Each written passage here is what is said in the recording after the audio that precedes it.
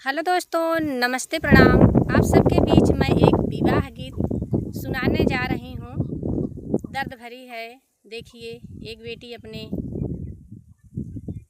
दादा हो या बाबा हो उनसे कह रही हैं। देखिए गीत के माध्यम से।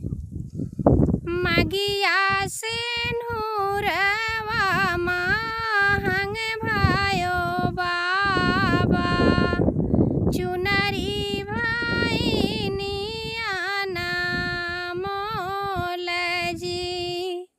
यही रे चुनरिया के कारण बाबा हो छोड़बाई देश तोहार जी। यही रे चुनरिया के कारण बाबा हो छोड़